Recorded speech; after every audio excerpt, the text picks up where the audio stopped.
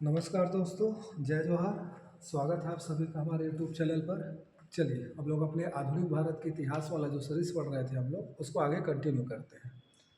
तो last video में हम लोगों ने क्या देखा था कि भाई भारत में क्रांतिकारी गतिविधियों का प्रथम चरण है ना, जिसमें मैंने आप लोगों को बताया था कि प्रथम चरण में मुख्यतः यदि देखा जाए तो अनुशीलन समिति के बारे में, गदर पार्टी पढ़े थे विदेशों में जो इम्पोर्टेंट है उसकी बात कर रहा हूँ, है ना। दिल्ली षड्यंत्र देखे थे, मुजफ्फरपुर कांड या अलीपुर षड्यंत्र देखा था, और इस तरीके से हमने क्रांतिकारी गतिविधियों को देखा था।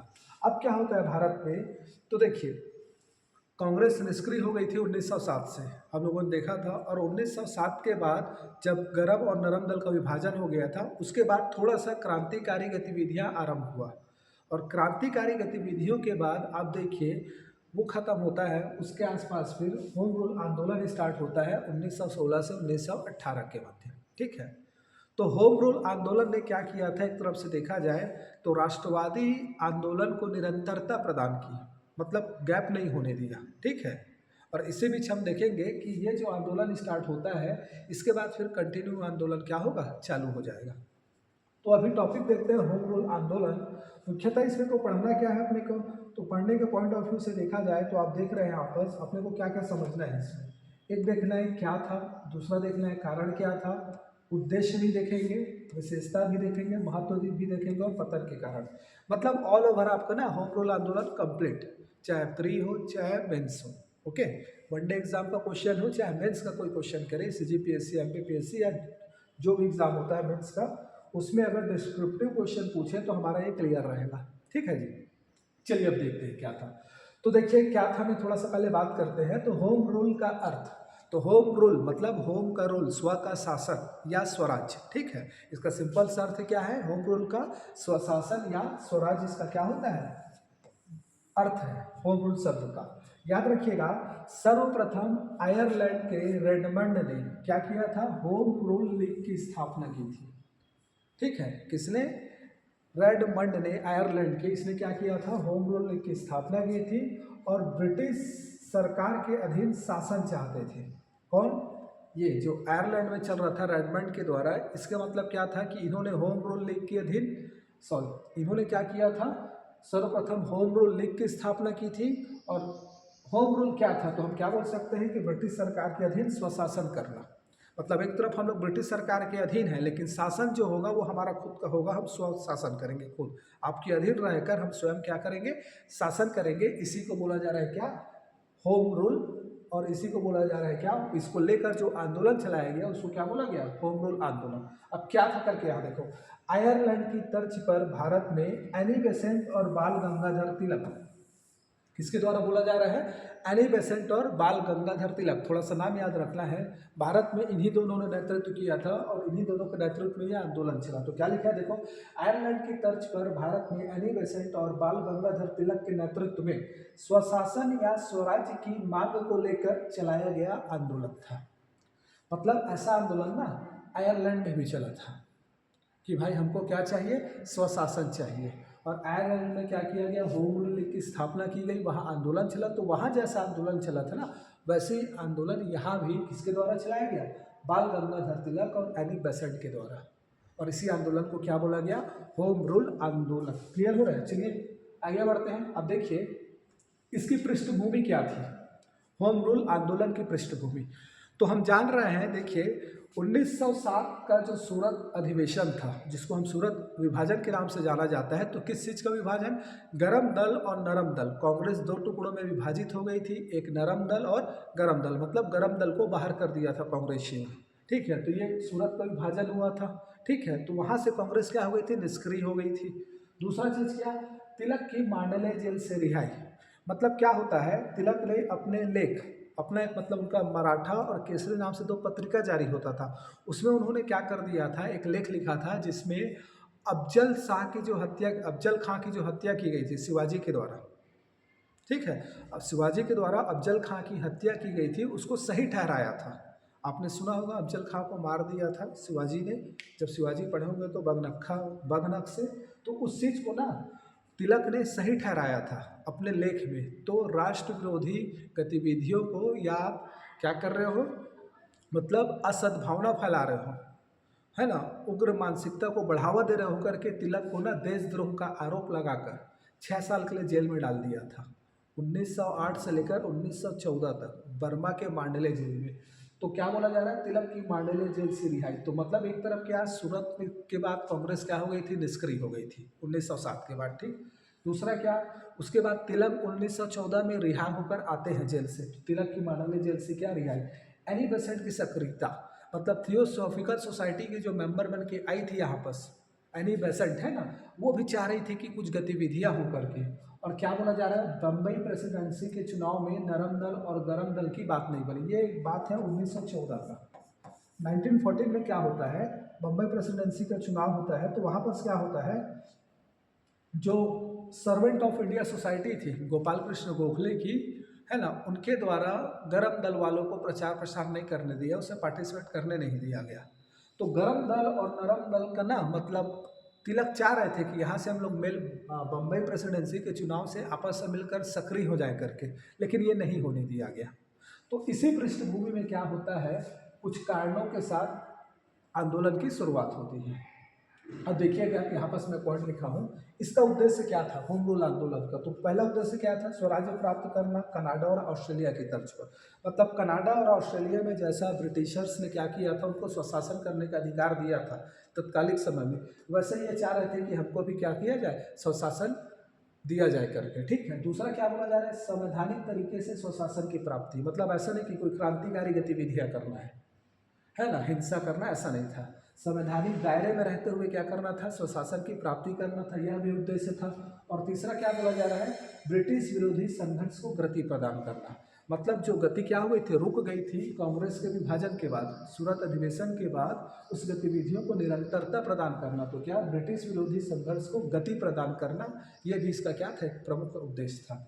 यहाँ पर देखो मैं नोट करके लिखा हूँ, भारत में होम रूल की अवधारणा कब आई। तो एनी बेसेंट की पत्रिका कॉमनवेल्थ, एक एनी बेसेंट के द्वारा पत्रिका निकाला जाता था जिसको क्या बोला जा रहा है, कॉमनवेल्थ। और ये कॉमनवेल्थ पत्रिका कब आई बोलता हूँ, कौन सी पत्रिका थी, याद रखिएगा। तो ये जो कॉमनवेल्थ थी, ये कौन सी पत्रिका थी, कॉमनवेल्थ, ये थी साप्ताहिक। और न्यू इंडिया, ये क्या था, दैनिक पत्रिका। तो थोड़ा सा याद रखिएगा, कॉमनवेल्थ और न्यू इंडिया। एक तरफ कॉमनवेल्थ क्या था, साप्ताहिक पत्रिका था, और दूसरी तरफ न्यू इंडिया क्या थी, दैनिक पत्रिका था। वन एग्जाम में बहुत बार पूछता है किसकी पत्रिका थी करके। और थोड़ा सा याद रखिएगा, कॉमनवेल्थ साप्ताहिक, न्यू इंडिया क्या, दैनिक पत्रिका। तो इस जो पत्रिका थी ना, इसी में सर्वप्रथम एनी बेसेंट ने लेख छापा स्वशासन को लेकर, होम रूल लीग को लेकर, और यहीं से भारत देश की अवधारणा आई।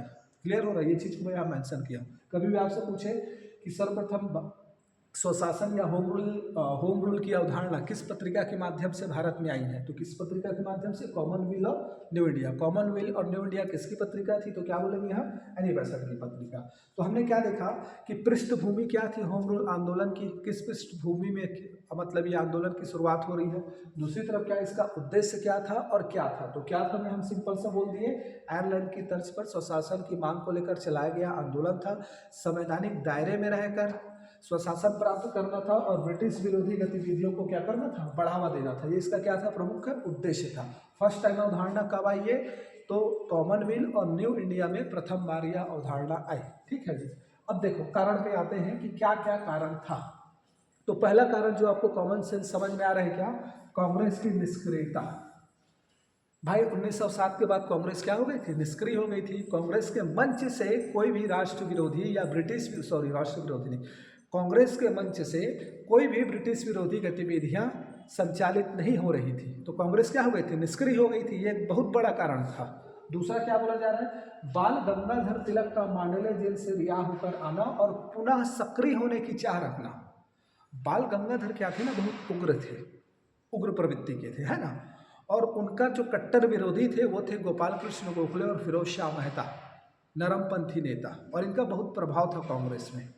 तो गोपाल कृष्ण की उग्रवादिता के कारण 1907 में ना गरमपंथियों को बाहर कर दिया था। जो उग्र प्रवृत्ति के नेता थे, लाल बाल पाल, जिसमें गोपाल कृष्ण बाल गंगाधर तिलक भी शामिल है, इन सभी को क्या कर दिया गया था, बाहर कर दिया गया था।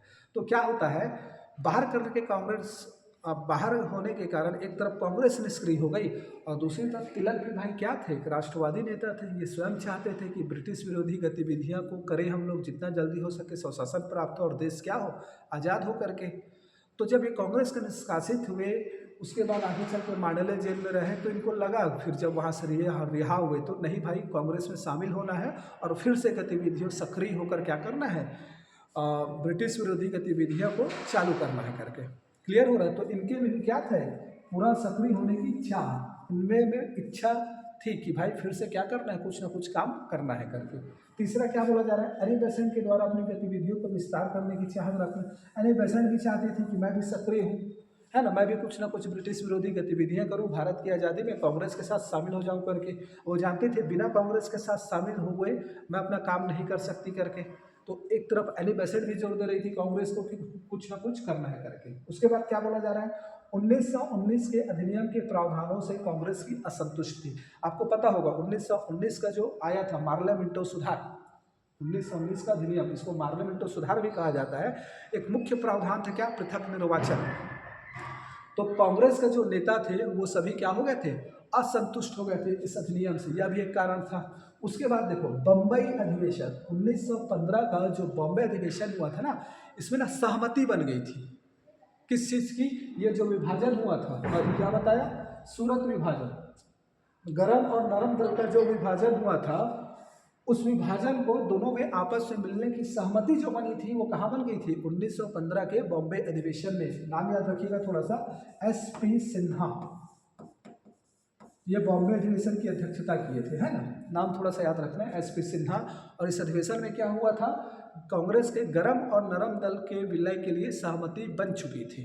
और ये सहमति बनी थी, और विलय कहाँ होता है, वो 16 के लखनऊ अधिवेशन में होता है। तो सहमति बन गई थी, तो इससे भी क्या हो गया था, कांग्रेस थोड़ा खुश हो गए थे सभी लोग कि हाँ भाई चलो मिलने वाले हैं करके। ठीक है, तो ये भी एक कारण था। और क्या, प्रथम विश्व युद्ध का विरोध, मुख्यतः क्रांतिकारियों के द्वारा। अब देखो प्रथम विश्व युद्ध का विरोध ना कांग्रेस ने नहीं किया था, लेकिन ये कारण कैसे बना, तो प्रथम विश्व युद्ध का विरोध कौन कर रहा था, क्रांतिकारी। मतलब एक जो वर्ग था वो विरोध कर रहा था, और कांग्रेस क्या कर रही थी, वो विरोध नहीं कर रही थी, वो सहमति थी। उसने अपना क्या किया था, सहमति प्रदान किया था कि ठीक है भाई प्रथम विश्व युद्ध में भारत शामिल है, हम भी साथ देंगे करके ब्रिटेन की ओर से। लेकिन कौन विरोध कर रहे थे, क्रांतिकारी। तो क्रांतिकारियों के विरोध के कारण ना एक वर्ग क्या हो गया था, अलग हो गया था। ठीक है, समझ में आ रहा है कि क्रांतिकारियों के विरोध के कारण यहाँ बस वर्गों में क्या हो गया था, मतभेद हो गया था। मतलब एक समाज का तबका जो था वो क्या हो गया था, निष्क्रिय था, अलग हो गया था। तो ये भी एक कारण था। तो चाहते क्या थे बाल गंगाधर तिलक कि भाई एक ऐसा आंदोलन चलाओ जिसमें सभी लोग क्या हो जाए, पार्टिसिपेट कर ले, और ब्रिटिश विरोधी गतिविधियों को गति प्रदान हो जाए, कांग्रेस फिर से सक्रिय हो जाए और देश में एक माहौल बन जाए। ये तिलक की सोच थी, एनी बेसेंट भी यही चाहती थी। और इसी कारणों से क्या होता है, भारत में होम रूल आंदोलन की क्या होती है, शुरुआत होती है। चलिए, तो हमने क्या क्या देखा, हम लोगों ने देखा क्या, पहला पॉइंट हमने देखा क्या कि भाई क्या था, तो आयरलैंड की तर्ज पर भारत में एनी बेसेंट और बाल गंगाधर तिलक के नेतृत्व में स्वशासन या स्वराज की मांग को लेकर चलाया गया आंदोलन था। आपको जब भी मेंस में आएगा होम रूल आंदोलन क्या था करके इतना बताना पड़ेगा। ठीक है, ये चलो चीज़ अर्थ भी बता दोगे, ये भी सही है कि शासन या स्वशासन, ठीक है, या ब्रिटेन सरकार के अधीन रहकर स्वशासन करना चाहते थे। तो उसके बाद हमने क्या देखा, पृष्ठभूमि क्या थी, इसका उद्देश्य क्या था। ठीक, ये आपको देखो कॉमनवेल्थ जो एक पेपर था उसका मैं कटिंग डाला हूँ यहाँ पर। ठीक है, चलो कारण भी देख लिए, अब आते हैं विशेषता, समझो थोड़ा सा यहाँ पर सब क्या है विशेषता। देखो तिलक के द्वारा क्या किया जाता है, इंडियन होम रूल लीग की स्थापना की जाती है, जबकि एनी बेसेंट के द्वारा all India home rule league की स्थापना की जाती है। याद रखना है कि इंडियन होम रूल लीग और all India home rule league, इन दोनों के संस्थापक कौन कौन थे करके। ठीक है, चलिए अब समझिए, अब दोनों में कंपेयर करके थोड़ा सा बता रहे हैं। देखो तिलक ने इसकी शुरुआत कहाँ की है, बेलगाम के प्रांतीय अधिवेशन से। बेलगाम में क्या हुआ था, कर्नाटक में स्थित है, वहाँ प्रांतीय अधिवेशन होता है किसका, कांग्रेस का। और उस प्रांतीय अधिवेशन में क्या करते हैं, ये घोषणा करते हैं और अप्रैल में पूना से इसकी शुरुआत करते हैं। इंपॉर्टेंट पॉइंट है, याद रखना है। कहाँ से शुरुआत करते हैं? अप्रैल में पूना से शुरुआत करते हैं। दूसरा चीज़ क्या, इनका क्षेत्र क्या था? बहुत इंपॉर्टेंट, कई बार पूछता है, वनडे एग्जाम का पूरा क्वेश्चन है, ठीक है। कहाँ से पूछता है? यहाँ से पूरा, ठीक है। तो क्षेत्र क्या था? तो कर्नाटक, मध्य प्रांत, बरार और महाराष्ट्र। महाराष्ट्र में बॉम्बे को छोड़कर इस चीज़ को भी याद रखना है, यहाँ सर्वेंट ऑफ इंडिया सोसाइटी का बहुत ज़्यादा प्रभाव था, ठीक है। तो क्या बोला जा रहा है? इनका क्षेत्र क्या था? कर्नाटक, मध्य प्रांत, बरार और महाराष्ट्र।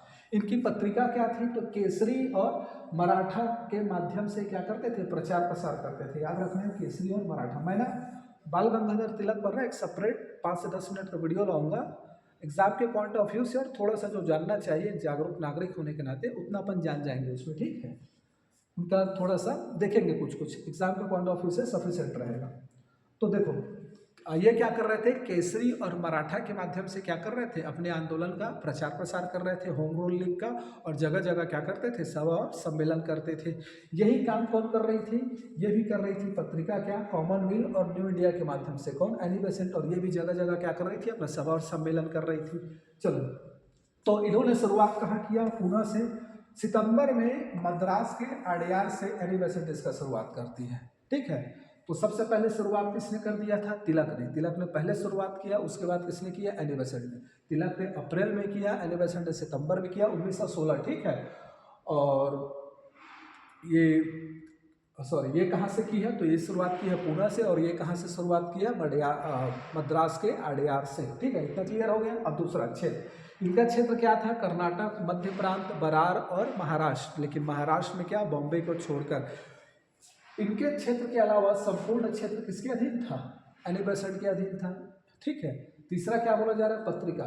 केसरी और मराठा के माध्यम से प्रचार प्रसार कर रहे थे, उसमें लेख लिख कर। उसी प्रकार कॉमनवेल्थ और न्यू इंडिया के माध्यम से ये भी क्या कर रही थी? प्रचार प्रसार कर रही थी। उसके बाद क्या? जगह जगह सभा और सम्मेलन का आयोजन हो रहा था। ये भी जगह जगह सभा और सम्मेलनों को क्या करती थी? आयोजन करती थी। इसी समय गांधी ये जो नारा दिए थे, कौन? तिलक। इसी समय का नारा है कि स्वराज मेरा जन्म सिद्ध अधिकार है और मैं इसे लेकर रहूंगा। ये एक बहुत लोकप्रिय नारा बन गया था उस समय तिलक के कारण, ठीक है। पूरे भारत में नारा प्रचलित हुआ, और घर घर तक स्वशासन का नारा तिलक के कारण यहाँ पहुंचा, ठीक है। बच्चों बच्चों के जुबान पे, आदमी आदमी के जुबान पे नारा हो गया था कि हाँ भाई, स्वराज मेरा जन्म सिद्ध अधिकार है और मैं इसे लेकर रहूंगा, ठीक है। तो तिलक को लेकर ये कुछ फैक्ट याद रखिएगा, किसमें? होम रूल आंदोलन में। दूसरी तरफ ये भी वही काम कर रही है, और इनमें ना इसके प्रमुख सहयोगी थे। इनका नाम याद रखिएगा, कौन कौन थे? George Arundale, CP Ramaswami Iyer और BW वाडिया। ये इनके प्रमुख सहयोगी थे। किसकी? एनी बेसेंट की। और एनी बेसेंट ना सभा और सम्मेलन के साथ साथ इन्होंने क्या किया था? सदस्यता अभियान चलाया था। और इस सदस्यता अभियान के तहत ही भूलाभाई देसाई, मोतीलाल नेहरू, तेज बहादुर सप्रू इत्यादि लोगों ने क्या किया था? कांग्रेस की सदस्यता ली। मतलब इस आंदोलन में शामिल होकर वो आगे चलकर क्या हो गए? कांग्रेस के समर्पित कार्यकर्ता बने। क्लियर हो रहा है? तो ये विशेषता में हम देख रहे हैं। क्या क्या बोल रहा हूँ, थोड़ा सा याद रखिएगा। शुरुआत तिलक ने कहाँ से की? पूना से। कब की? अप्रैल में। अडयार से शुरुआत की। कब की? सितंबर में, ठीक है। क्षेत्र थोड़ा सा याद रखना है, बिल्कुल एग्जाम में पूछता है। पत्रिका याद रखना है। स्वराज मेरा जन्म सिद्ध अधिकार है का नारा इस समय क्या हुआ? फेमस हुआ तिलक के कारण, और घर घर तक पहुंचा। इन्होंने हस्ताक्षर अभियान चलाया था, जिसमें कुछ लोगों ने सदस्यता ली, जो आगे चल के समर्पित कांग्रेस से क्या बन गए? कार्यकर्ता बन गए। प्रमुख सहयोगी को नाम याद रखिएगा, George Arundale, CP Ramaswami Iyer, और साथ में क्या? BW वाडिया। इनको पूछता है ना, पूछा गया क्वेश्चन है सब वनडे एग्जाम में, ठीक है। तो ये क्या था? आंदोलन की विशेषता थी। मतलब आंदोलन में ना इस तरीके से हम लोग क्या कर रहे थे? ब्रिटिश विरोधी गतिविधियों को बढ़ावा देते हुए स्वशासन और स्वराज की क्या कर रहे थे? मांग कर रहे थे। तो इन्होंने क्या किया था? होम रूल लीग की स्थापना की थी। लीग मतलब क्या? समूह। देखो, तिलक के द्वारा 6 लीग की स्थापना की गई थी, और दूसरी तरफ क्या? किसके द्वारा? एनी बेसेंट के द्वारा 200 शाखा की स्थापना की गई थी। इसको थोड़ा सा याद रखना। अब बहुत ज़्यादा फैक्चुअल क्वेश्चन पूछना रहेगा तब ऐसा क्वेश्चन करेगा, अदरवाइज ऐसा क्वेश्चन एग्जाम में नहीं पूछता। क्वेश्चन के लिए इसके अलावा ये जो फैक्ट है ये मोर देन सफिशिएंट है। फिर भी बताना हमारा काम है थोड़ा सा। क्या? 6 लीग शाखाओं की स्थापना तिलक ने की थी, और 200 शाखा की स्थापना किसने की थी? एनी बेसेंट ने की थी। और इस तरीके से आंदोलन क्या हुआ? कंटिन्यू चलता रहा। आगे चल के क्या होता है, इस आंदोलन से भयभीत होकर सरकार थोड़ा भयभीत हो जाती है और वो घोषणा करती है कि हम कुछ रियायतें प्रदान करेंगे। ठीक, तो रियायतें प्रदान करेंगे ऐसा करके घोषणा करती है, डर के मारे, जिसको अगस्त घोषणा कहा जाता है। और सरकार क्या करती है, इसके बाद दमनकारी नीति अपनाती है। ठीक है, मतलब गिरफ्तार करना, लोगों को जेल में डालना, है ना, आंसू मतलब लाठीचार्ज वगैरह, तो ये सब सरकार दमनकारी नीति अपनाती है और इनको गिरफ्तार कर लेती है। प्रमुख सहयोगियों को एलिवेशन के साथ जॉर्ज ऑरुंडेल, रामास्वामी, वाडिया, इन सबको। दूसरी तरफ क्या होता है, इसी समय देखना, एक चीज़ बता रहा हूँ मैं, हम लोग आते हैं सीधा महत्व पे नहीं आएंगे, समाप्ति के कारण में देखना। आंदोलन के दौरान क्या होता है, एनिमेशन को सहयोगी वाडिया और अरुंडेल के साथ गिरफ्तार कर लिया जाता है। ठीक है, और उसके बाद बेसेंट की गिरफ्तारी के विरुद्ध कौन चलाता है, सुब्रमण्यम अय्यर ने क्या कर दिया था, नाइटहुड की उपाधि त्याग दी थी। ठीक है, साथ में क्या होता है, गांधी जी ने इसकी गिरफ्तारी के विरुद्ध हस्ताक्षर अभियान भी चलाया। किसकी गिरफ्तारी के विरुद्ध, एनी बेसेंट की गिरफ्तारी के विरुद्ध। याद रखना, क्वेश्चन बनता है सब वन एग्जाम में। तो मेरा कहना क्या है, एक तरफ गिरफ्तारी के कारण क्या होता है, ये नेतृत्वकर्ता गिरफ्तार हो जाते हैं। दूसरी तरफ एक और जो नेतृत्व करता है, कौन, बाल गंगाधर तिलक, इनको क्या किया था, यहाँ पर देखो मैं लिखा हूँ, वैलेंटाइन चिरोल ने द इंडियन अनरेस्ट, ये एक लेखक थे और लेख लिखते थे, जिसके लेख का नाम क्या था, द इंडियन अनरेस्ट। तो द इंडियन अनरेस्ट में वैलेंटाइन चिरोल ने तिलक को भारतीय अशांति का जनक कहा। तो तिलक क्या हो गए, इस दौरान फिर चले गए कहाँ, इनके खिलाफ मानहानि का मुकदमा लड़ने लंदन चले गए। तो तिलक एक तरफ लंदन चले गए, दूसरी तरफ सहयोगियों को क्या कर लिया गया, एनिमेशन के सहयोगियों को उनके साथ गिरफ्तार कर लिया गया। तो इसके कारण क्या हुआ, आंदोलन नेतृत्वहीन हो गया और सरकार की दमनकारी नीति।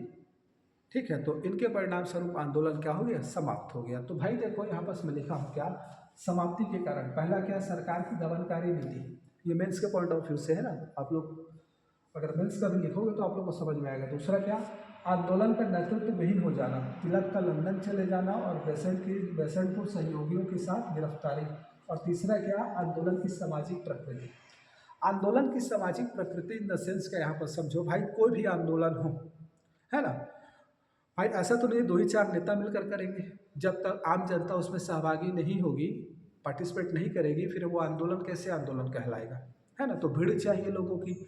तो भाई लोग आंदोलन में पार्टिसिपेट कितना दिन करेंगे, उनकी भी क्या होती है, सीमा होती है भाई, 2 दिन 4 दिन, महीना।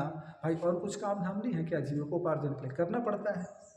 तो कोई भी आंदोलन हो, उसकी सामाजिक प्रकृति ऐसी होती है कि एक निश्चित समय के बाद वो आंदोलन धीरे धीरे क्या होता है, ठंडा पड़ने लगता है। तो अगर आपसे पूछा जाए कि भाई क्या कारण है समाप्ति का, तो सीधा बता देना, सरकार की दमनकारी नीति, आंदोलन का नेतृत्वहीन हो जाना और आंदोलन की क्या, सामाजिक प्रकृति। तो मैं क्या बताना चाह रहा हूँ कि भाई इस तरीके से क्या होता है, बढ़िया इन लोग सभा सम्मेलन के माध्यम से कर रहे थे होम रूल आंदोलन, पूरे देश में इसका प्रचार प्रसार हुआ और अच्छे से आंदोलन चला। ठीक है, सरकार भयभीत हो जाती है, भयभीत होने के बाद सरकार एक तरफ रियायतें की घोषणा करती है और दूसरी तरफ क्या बोलती है कि ठीक है भाई, सरकार क्या हो जाती है, भयभीत हो जाती है, एक तरफ रियायत की घोषणा भी करती है और दूसरी तरफ दमनकारी नीति अपनाती है। दमनकारी नीति में गिरफ्तार कर लेना, लाठीचार्ज करना इत्यादि काम करती है और धीरे धीरे आंदोलन क्या हो जाता है, समाप्त हो जाता है। ठीक है जी, तो क्या महत्व रहा इस आंदोलन का, ये भी मेंस का क्वेश्चन इंपॉर्टेंट है। ठीक है, ये सब मेंस का है। तो पहला देखो, आंदोलन के कारण राष्ट्रीय गतिविधियों में पुनः सक्रियता देखी गई। मैंने बोला था कांग्रेस क्या हो गया था, निष्क्रिय हो गया था, ब्रिटिश विरोधी गतिविधियां कांग्रेस के मन से नहीं हो रही थी। तो इस आंदोलन के कारण फिर से क्या होता है, सक्रिय हो जाता है, राष्ट्रीय गतिविधियों में लोग पार्टिसिपेट करने लगते हैं, तो फिर से एक माहौल चालू हो जाता है ब्रिटिश विरोधी गतिविधियां। ठीक, दूसरा क्या, संपूर्ण भारत में आंदोलन का प्रचार प्रसार हुआ। मतलब ऐसा नहीं था कि एक निश्चित क्षेत्र में ही था, पूरे भारत में इसका क्या हुआ, प्रचार प्रसार हुआ, तो पूरा भारत सक्रिय हुआ, ये भी एक पॉइंट है महत्व। तीसरा क्या, आंदोलन से भयभीत होकर सरकार ने, ये ने है ना, से लिखा है, सरकार ने रियायत की घोषणा की, याद रखिएगा, जिसे अगस्त घोषणा कहा जाता है 1917। ठीक है, अगस्त घोषणा 1917 के नाम से जाना जाता है, जो सरकार रियायतें प्रदान करेंगे करके घोषणा की। और इसी घोषणा के परिणाम स्वरूप आगे चलकर 1919 में क्या होता है, मॉन्टेग्यू चेम्सफोर्ड सुधार वो पारित होता है। चौथा महत्व क्या, आंदोलन के कारण स्वराज का नारा घर घर तक पहुंचा। मैं बोला था वो नारा क्या हो गया था, स्वराज मेरा जन्म सिद्ध अधिकार है और मैं इसे लेकर रहूंगा। तिलक जी के कारण ये नारा बहुत फेमस हो गया था और इसी नारा के कारण ये जो स्वराज का कॉन्सेप्ट था कि भाई हमको स्वयं शासन करना है, ये घरों घरों तक पहुंचा। ये भी इसका एक महत्व है। आगे क्या, आंदोलन के परिणाम स्वरूप 1919 का मॉन्टेग्यू क्लब स्कोर सुधार पारित हुआ। ठीक है, रियायतें प्रदान करने की घोषणा की गई थी और आगे चल के क्या किया गया, पारित भी किया गया इसको 1919 में। देखो मैं क्या बोला, सदस्यता अभियान चला था, किसके द्वारा, एनी बेसेंट के द्वारा। कई लोग होम रूल लीग के सदस्य बने और आगे चल के वो कांग्रेस से भी जुड़ गए। तो क्या हुआ, आंदोलन के दौरान कांग्रेस को समर्पित कार्यकर्ता प्राप्त हुए जो आगे चलकर राष्ट्रीय आंदोलन में अपना महत्वपूर्ण योगदान देते हैं। ठीक है जी, अभी तक आपने देखा होगा मतलब जो इंपॉर्टेंट लीडर है जैसे वल्लभ भाई पटेल है, जवाहरलाल नेहरू है, इन सब का नाम नहीं आया। ये सभी ना एक तरफ एनी बेसेंट के साथ कुछ लोग जुड़ रहे हैं, दूसरी तरफ ना जब गांधी जी आते हैं इसी दौरान देखो ये कौन सा समय है, आप होम रूल आंदोलन बोलोगे तो हम बोलते हैं कि 1916 से 1918 यह होम रूल आंदोलन का समय है। और इसी से आप देखोगे गांधी जी भी 1915 में आ जाते हैं, 9 जनवरी को। 9 जनवरी 1915 को फाइनली गांधी जी वापस आ जाते हैं अफ्रीका से, साउथ अफ्रीका से। और उसके बाद गांधी जी भी चंपारण खेड़ा सत्याग्रह वगैरह चलाते हैं। तो एक तरफ गांधी जी ग्रामीण क्षेत्रों में आंदोलन चलाते हैं या शहरी भी समझो, अहमदाबाद मिल आंदोलन। तो ग्रामीण एक तरफ गांधी जी आंदोलन चला रहे हैं, दूसरी तरफ कौन, होम रूल आंदोलन पूरा भारत देश के स्तर पर चल रहा है। तो इसमें भी कुछ लोग जोड़ रहे हैं होम रूल आंदोलन में, और गांधी जी के साथ भी जवाहरलाल वल्लभ भाई पटेल ये सब जुड़ते हैं। और ये सभी आगे चलकर क्या बन रहे हैं, कांग्रेस के समर्पित कार्यकर्ता बन रहे हैं। इनका बहुत योगदान है। ठीक है, इस चीज़ पे यहाँ बोला जा रहा है कि समर्पित कार्यकर्ता प्राप्त हुए जो आगे चलकर राष्ट्रीय आंदोलन में अपना महत्वपूर्ण योगदान देते हैं। नेक्स्ट क्या, गांधीवादी आंदोलन के लिए इस आंदोलन ने पृष्ठभूमि तैयार की। मतलब अब गांधीवादी आंदोलन क्या, तो गांधीवादी आंदोलन बोला जाता है सीधे असहयोग आंदोलन से। ठीक है, 1921 में जो चलता है ना असहयोग आंदोलन, उसको बोला जाता है क्या, गांधीवादी आंदोलन। ठीक है, क्योंकि उस समय क्या होता है देखो, वो चरण ही गांधीवादी का चरण कहलाता है। गांधी जी अभी आ रहे हैं, लेकिन अभी आप देखो 1915 में ना एक तरफ क्या हो रहा है, कांग्रेस के जो गोपाल कृष्ण गोखले थे, फिरोज शाह मेहता थे उस समय के प्रमुख नेता, उनकी मृत्यु हो जाती है। और कौन एंट्री करता है, गांधी जी एंट्री करते हैं भारत में। आगे चलकर ये तिलक जी है, इनकी मृत्यु हो जाती है 1920 में। तो जो प्रसिद्ध फेमस चेहरे थे कांग्रेस के, उनकी मृत्यु हो जाती है। और इस 5 साल में 1920 में जब तिलक की मृत्यु होती है, तो 1915 से लेकर 1920 तक गांधी जी ना बहुत ही मतलब उनसे ज़्यादा ना बड़ा मतलब राजनीतिक या कूटनीतिक क्यों नहीं है समझो। देखो वो भारत में आते हैं तो वो सीधे कूदते नहीं हैं मैदान में, बोलते हैं कि मैं पहले भाई भारत की परिस्थिति समझूंगा। और वो घूमते हैं, भारत भ्रमण करते हैं गोखले के निर्देश पे। भारत भ्रमण करने के बाद फिर वो देखते हैं कि भाई किसानों की दशा दयनीय है, तो किसानों के मुद्दे को उठाते हैं, है ना, मजदूरों के मुद्दे को उठाते हैं और उनका जन आधार बढ़ता है, लोग उनको पसंद करने लगते हैं। उसके बाद वो देखो आप रॉलेट एक्ट आता है, खिलाफत आंदोलन चलता है, तो एक तरफ हिंदू भी और दूसरी तरफ मुसलमानों को भी अपने साथ सपोर्ट में लाते हैं। मतलब उनका मानना था कि भाई देश को आज़ाद कराना है तो प्रत्येक वर्ग की, प्रत्येक संप्रदाय की, प्रत्येक समुदाय की सहभागिता आवश्यक है राष्ट्रीय आंदोलन में, और उसके बिना हम देश को आज़ाद नहीं दिला सकते थे। इसको गांधी जी समझ गए थे। इसलिए 1915 से 1920 तक वो क्या करते हैं, प्लेटफॉर्म बनाते हैं, सभी लोगों को जोड़ते हैं कांग्रेस से। और उसके बाद फाइनल उनके नेतृत्व में चलता है क्या, असहयोग आंदोलन।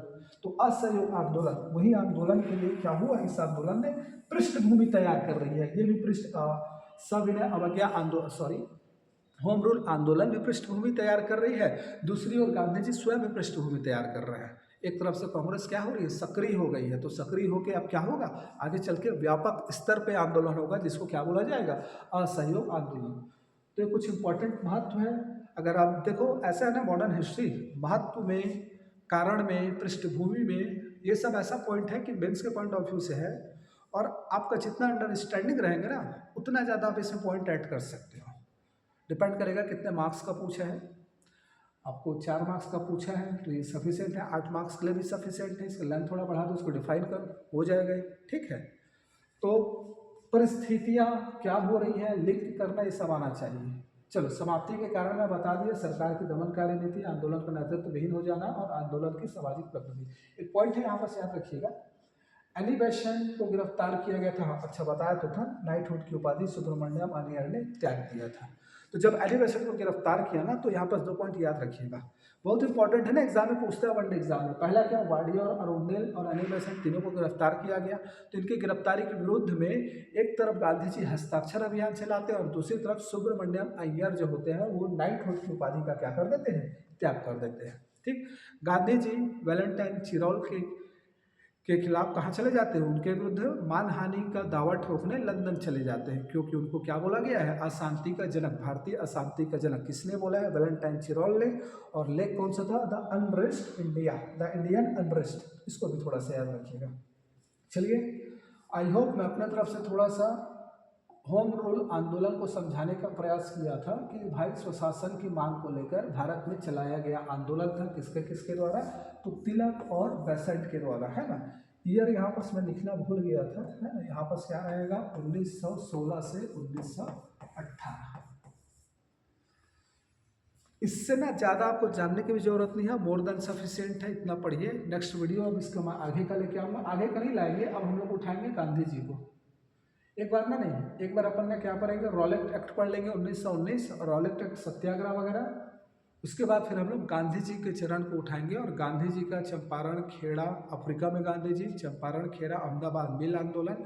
उसके बाद हम लोग आ जाएंगे क्या, खिलाफत आंदोलन में, और खिलाफत आंदोलन से होते हुए फिर असहयोग आंदोलन में हम लोग क्या करेंगे, एंट्री करेंगे।